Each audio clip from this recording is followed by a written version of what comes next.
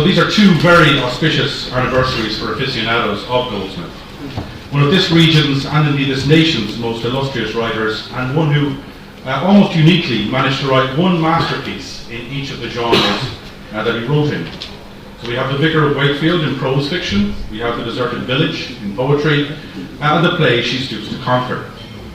Not to mention his extensive and celebrated body of periodical journalism, including The Bee, which was his own initiative, and The Citizen of the World, which was his collection of essays or letters as the persona of a Chinese philosopher, writing back to friends in China about his experiences in London.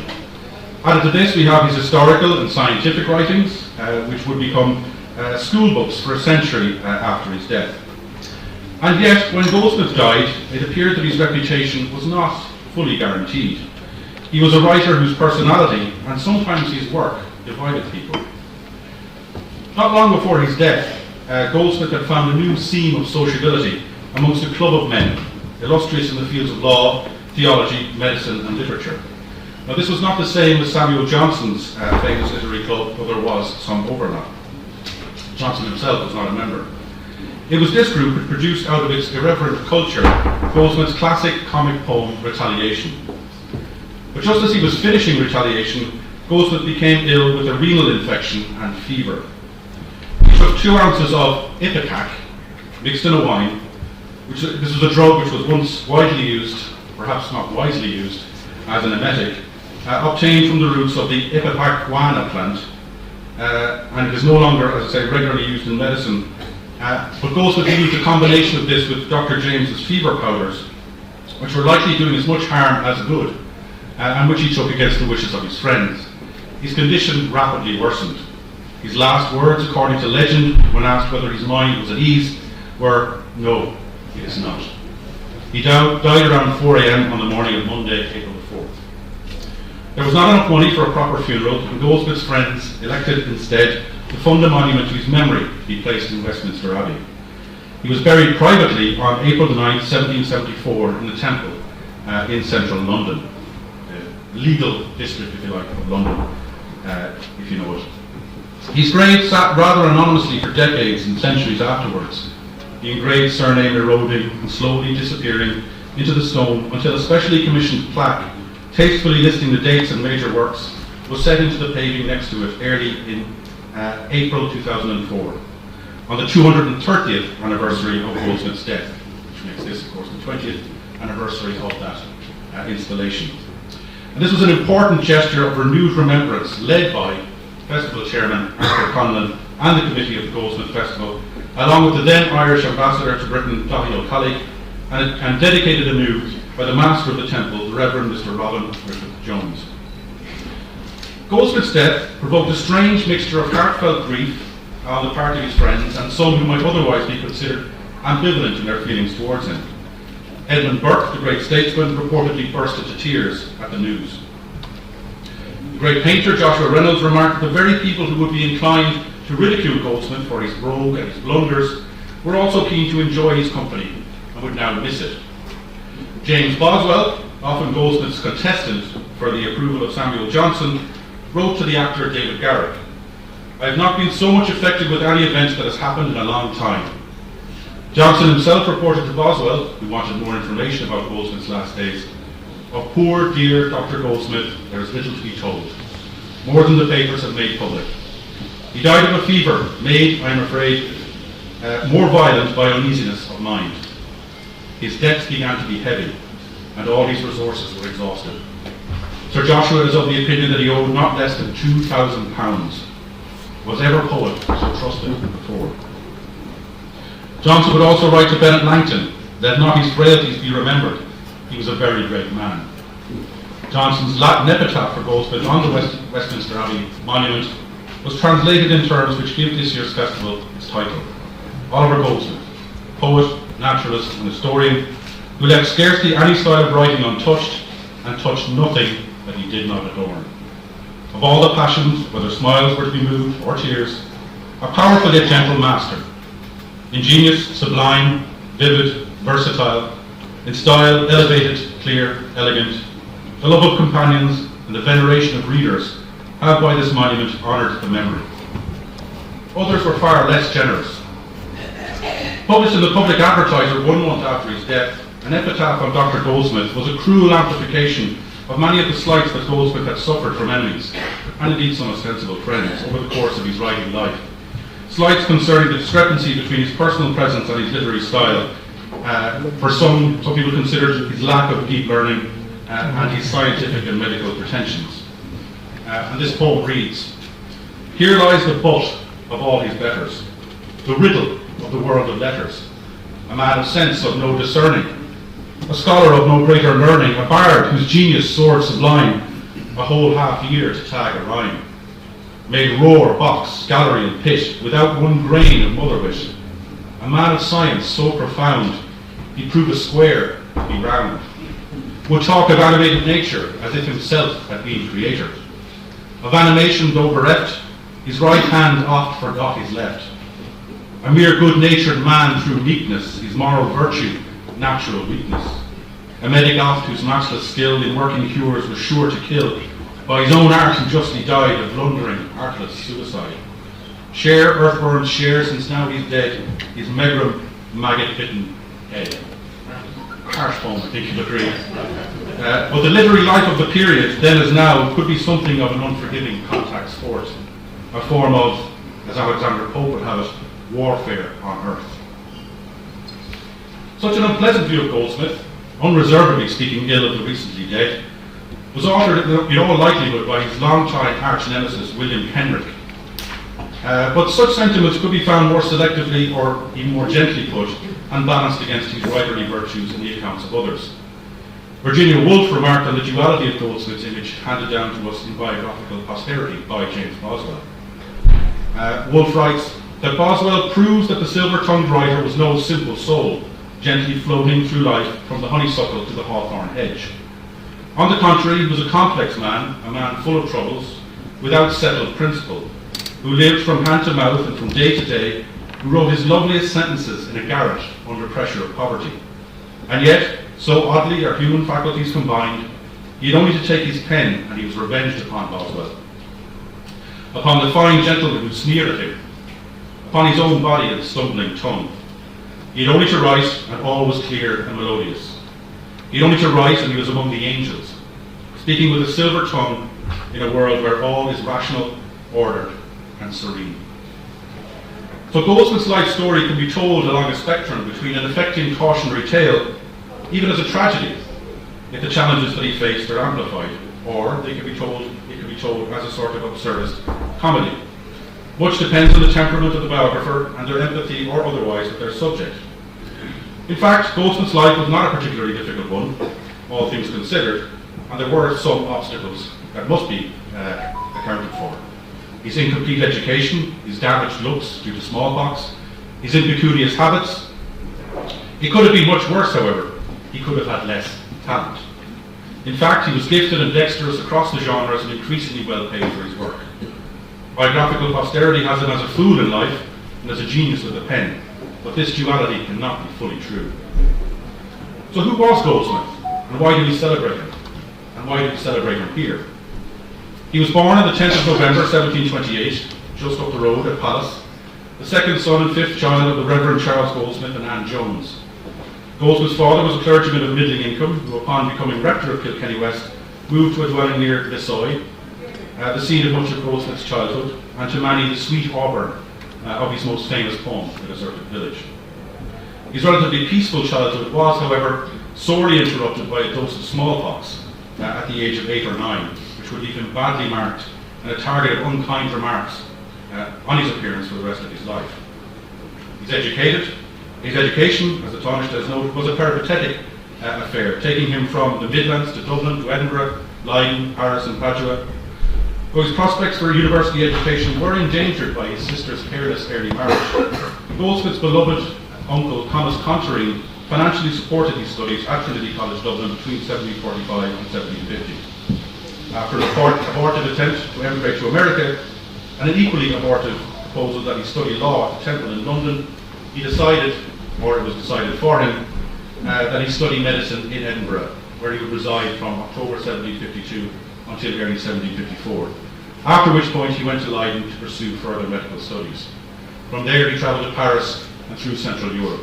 He would study further at Padua, but the nature of his final medical qualification remains something of a mystery. His continental studies occasioned a period of philosophically reflective travel, enabled by his linguistic dexterity and a serviceable talent in debating and in playing the flute. His entrepreneurial mode of travel informed his views of nations and of national character and on the nature of travel and cultural comparison. These peregrinations he would later reimagine as those of a philosophical vagabond in his famous novel, The Vicar of Wakefield.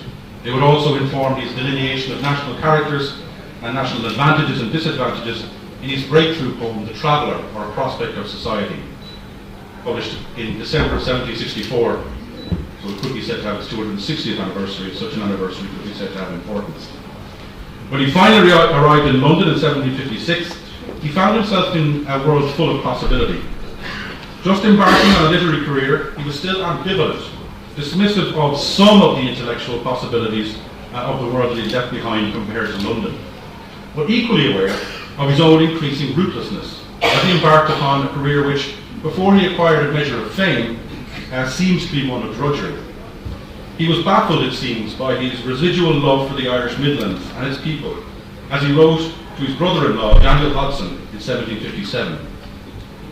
Unaccountable, I'm quoting his letter here, unaccountable fondness for country, this malady du pays, as the French call it. Unaccountable that he should still have an affection for a place who never received when in it above civil contempt, who never brought out of it except his rogue and his blunders, about which he was very self-conscious throughout his later life. Let me ask myself, what gives me a wish to see Ireland again? The country is a fine one, perhaps? No. There are good company in Ireland? No. The conversation there is generally made up of a smutty toast or a bawdy song. Then perhaps there's more wit and learning amongst the Irish? Oh Lord, no. There has been more money spent in the encouragement of the pottery mare there in one season than given in rewards to learned men since the times of Usher. So this is a rather callow assessment on the part of the young Goldsmith, for whom learning in Ireland was not what it should have been. His view is that of the ambitious young writer chafing at the memory of provincial seclusion. London naturally is the cosmopolitan centre of wit and creativity to which he should gravitate. But it is memories of place and family that remind him what is valuable in rootedness and drive his two major poems, The Traveller and The Deserted Village. His letter to Hodson also expresses a desire, in spite of himself, to see London's landscapes and cultural excellence through the prism of home. I'm quoting him again. If I go to the opera, where Signora Columba pours out all the mazes of melody, I sit and sigh for the Lissoy fireside, and Johnny Armstrong's Last Good Night, sung by Peggy Golden.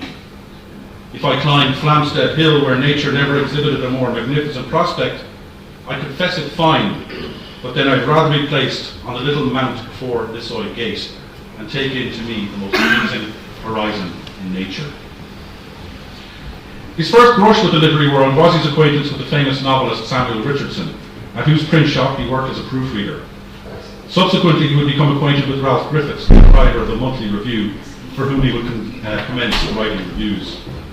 And Goldsmith would go on to write for several periodicals over the following years, as a reviewer and as a journalist and essayist, in the years 1759 to 1761. He piloted his own periodical, The Bee, in 1759, and during this period he would become acquainted with Thomas Percy and Samuel Johnson, figures crucial to his career and to biographical posterity. He would also fall under the relatively benign influence and management of John Newbery, for whose public ledger he would write the Chinese letters that would become the citizen of the world. Though his reputation was increasing amongst the literati, his works to this point were as yet published anonymously. Nonetheless, Goldsmith's prose and the esteem in which that prose was held was such that he would be a charter member of the club founded by Joshua Reynolds, which would meet at the Turk's Head Tavern in Soho, now known to us generally as Johnson's Literary Club. So the confidence of people like Joshua Reynolds and Samuel Johnson, two of the great cultural stars of the age, would be justified when Goldsmith published The Traveller, the first work which would have his name featured on the title page. The work was dedicated to his brother Henry, a clergyman back here in this region, and the dedication featured his thoughts on contemporary party politics and the decline of poetry. Johnson declared that it was work of a standard not easily found since the death of Alexander Pope. The poem caused many onlookers, hitherto suspicious of what Goldsmith himself called his brogue and his blunders, to reflect on their prejudices against him. Mrs. Cholmondeley, for her part, proclaimed upon reading it that she should never more think Goldsmith ugly. Goldsmith's fame was consolidated 15 months later with the publication of The Vicar of Wakefield, his generally acclaimed fictional tale. And then the next phase of Goldsmith's career saw him venturing into the world of the theatre, a potentially lucrative line of writing. Though his first comedy, The Good-Natured Man, was tepidly reviewed, it did well enough following its Covent Garden opening early in 1768 that Goldsmith was able to move to Brick Court, a fancier area of London in the middle of Temple. He was also in a position to rent a retreat along the Edgware Road near Hyde, where he would work on his next major poem. Perhaps one of his best known works, The Deserted Village, appeared in May of 1770. The first edition of 7 published in that year alone. It was, in the context of its time, a smash hit. The Deserted Village and the subsequent success on the stage of his brilliant comedy She Stoops to Conquer in March 1773, along with his earnings from political and natural histories, for which he had been very handsomely contracted, meant that Goldsmith became one of the best earners in literary London over the last years of his life. Unfortunately, he was also one of the most reckless with those earnings. He spent wildly on clothes and entertainments at Brick Court, to the extent that indebtedness was his default state. A neighbour and friend, the independently wealthy lawyer Edmund Bott, seems to have become the primary creditor for much of his extravagance. As his career progressed, Goldsmith was increasingly in debt and inclined to focus on composing lucrative works and to neglect the sorts of writing which might have better enhanced his literary legacy. For all that he produced, however, he was never above the financial waterline and was, as Johnson conceded sadly, heavily burdened with debt when he died 250 years ago. Here this weekend we have an opportunity to mark that 250th anniversary alongside the 40th anniversary of the Goldsmith Festival. A festival which has taken on a few forms and has included the observations and interpretations of some of the most important literary scholars, some of whom have been massively influential on myself and some of my colleagues, journalists, social, cultural, political thinkers in Ireland and internationally. In the early years of the school, we were addressed by Samuel Woods, who penned one of the most useful reference guides to Goldsmith. Professor Andrew Carpenter, still one of the great scholars of Goldsmith's poetry and poetry in Ireland, of the poetry in English of the Irish 18th century, spoke on Goldsmith and the modern reader and questions of tone. He would speak again several times over the years on topics related to Goldsmith's verse and Goldsmith's Ireland. Sean Lucy of UCC, editor of Goldsmith, the Gentle Master, spoke on a topic which still vexes and stimulates us: Goldsmith and the pastoral, reality and invention in the landscape of the deserted village. In 1987, we had the late, great Seamus Dean speaking to us on benevolence and feeling in Goldsmith. John McVeigh spoke about Goldsmith in English. Professor Akira Yasukawa illuminated us on the Japanese reception of Goldsmith.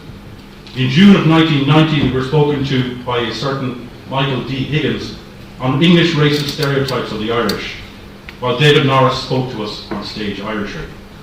3 years later, Vincent Brown spoke on the relevance of Goldsmith's politics to our own time, a topic which continues to excite all readers of Goldsmith.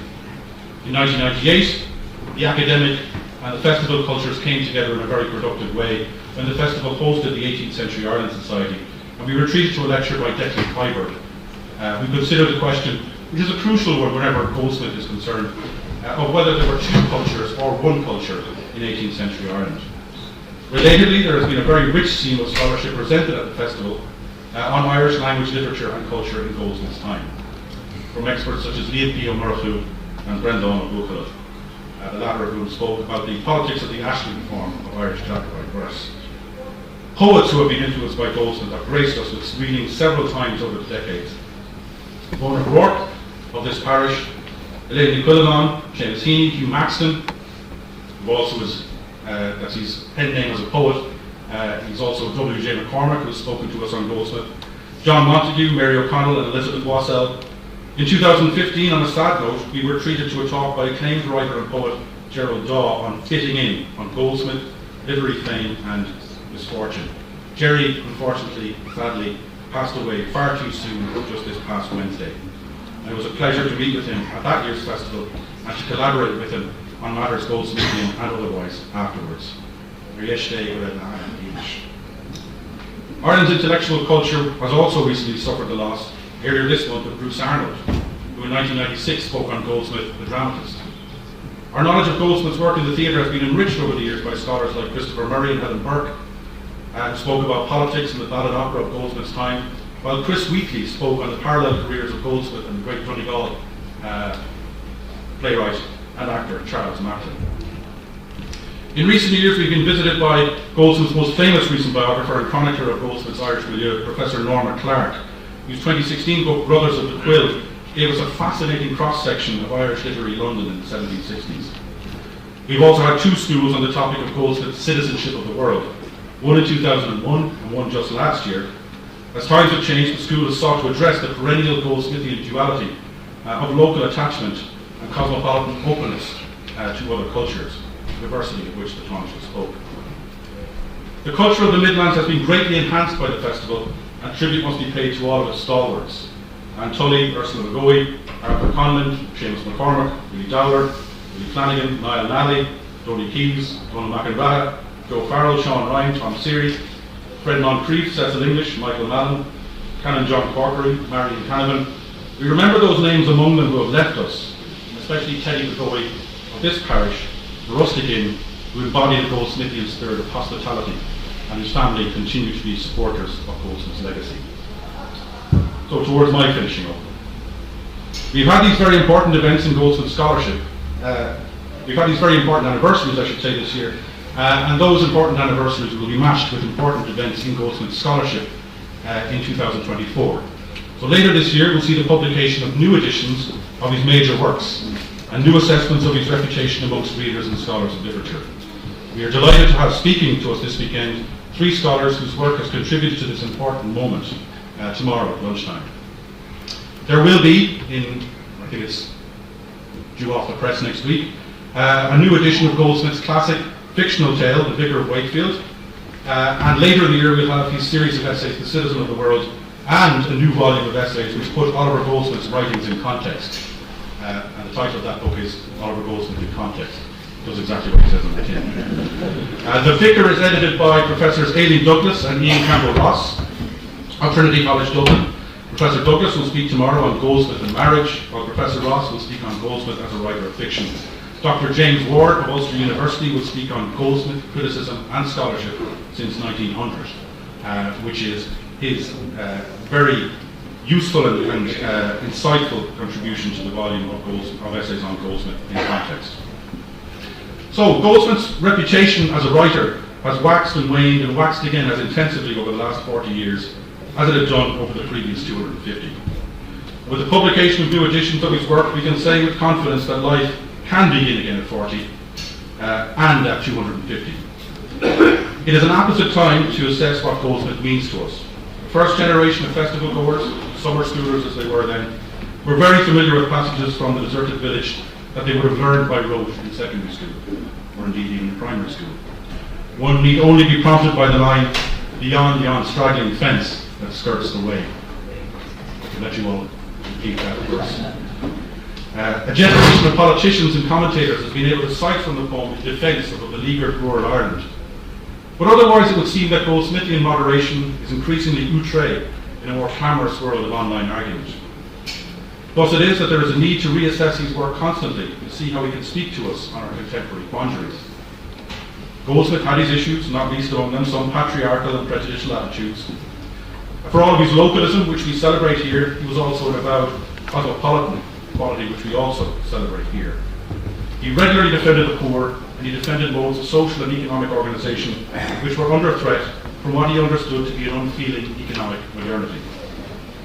More important to a new generation of readers than the lines on the village schoolmaster perhaps, are Goldsmith's lines on the fate of a society when the super rich suck up all the wealth without giving back. And I might finish on those lines. Ill fares the land, the hastening ills of prey, where wealth accumulates and men decay. Princes and lords may flourish or may fade, a breath can make them as a breath has made. But a bold peasantry, their country's pride, when once destroyed, can never be supplied.